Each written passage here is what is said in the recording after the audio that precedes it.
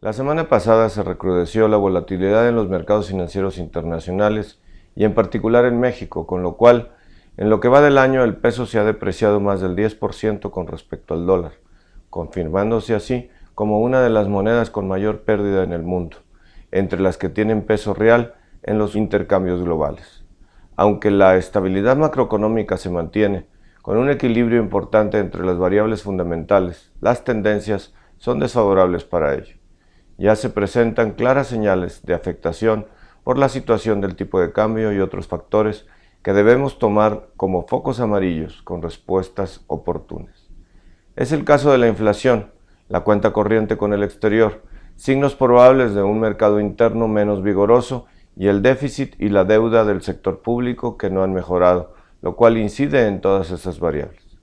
Hay que considerar que de enero del 2015 a la fecha el peso se ha depreciado casi 30%. Difícilmente esto puede quedar sin efectos en los precios nacionales. En los últimos 3 meses se observa un movimiento ascendente y constante de la inflación subyacente, la que no cuenta los bienes más volátiles, por encima de la inflación general, y en algunos rubros ya son evidentes los efectos del tipo de cambio, especial en mercancías no alimenticias. Nos preocupa que se frene el buen desempeño que hemos tenido en el consumo. Los niveles de estabilidad de precios que se han registrado históricamente bajos han ayudado mucho a que se eleve el poder adquisitivo, casi un 9% en un año y medio. Si la inflación es superior a los niveles del 3%, este proceso de incremento del poder adquisitivo seguramente se moderará, máxime en el escenario de bajo crecimiento. Es necesario entonces enfrentar estos riesgos económicos provocados por desajustes crecientes con mayor proactividad, y existe margen e instrumentos para hacerlo. Es cierto que la inestabilidad de los mercados internacionales incide de manera determinante en la dinámica económica en México y en particular en el tipo de cambio. De hecho, en las próximas semanas seguramente crecerá ante el referéndum sobre la permanencia de Gran Bretaña en la Unión Europea y cuando menos en los próximos 5 meses con las campañas electorales en Estados Unidos y otros eventos. Sin embargo, hay que reconocer que existen factores internos que también están gravitando fuertemente en la volatilidad, como debilidades que, lejos de estar en camino de corregirse, no han dejado de crecer.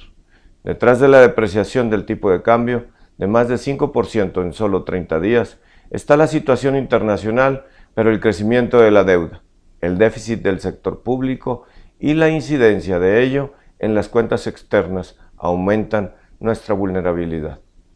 Tan solo en el 2015, el costo del pago de intereses de deuda pública aumentó un 15%, y esto no puede dejar de tener un efecto en la cuenta corriente, que ya ha llegado a un déficit de casi del 3% del Producto Interno Bruto.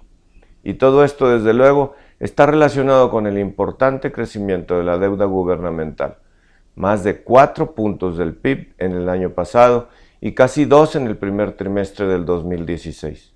Tenemos que frenar con mayor fuerza y rapidez este ciclo de más gasto, endeudamiento y déficits que presionan el tipo de cambio y los precios para evitar que la estabilidad macroeconómica entre en terreno de riesgos. No podemos repetir ni en este año ni en el próximo, en el que ya se tendrá un mayor clima electoral rumbo a las elecciones federales, el fenómeno del 2015, cuando la intención de reducir el gasto acabó finalmente en un sobregiro de más de 197,000 millones de pesos. Hay que reducir el gasto y hacerlo más eficiente.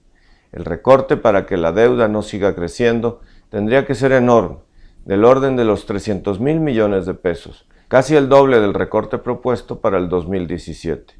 Sería complejo hacer un ajuste de esa magnitud en el corto plazo, pero sin duda hay que hacer un mayor esfuerzo y compromiso, suficientemente vigorosos para cambiar con contundencia tendencias y generar más confianza. El ajuste no tiene por qué perturbar el crecimiento si se hace en rubros que no aportan al dinamismo económico y que al contrario se caracterizan por bajos rendimientos en términos sociales o de estímulo económico. Hay mucha tela de donde cortar en áreas como programas, subsidios y transferencias que en muchos casos se duplican o triplican y tienen resultados regresivos o de bajo impacto en relación con los objetivos. Por supuesto, esto debe de complementarse con un incremento de la inversión extranjera directa y de la inversión física, tanto privada como pública, para fortalecer los mercados internos.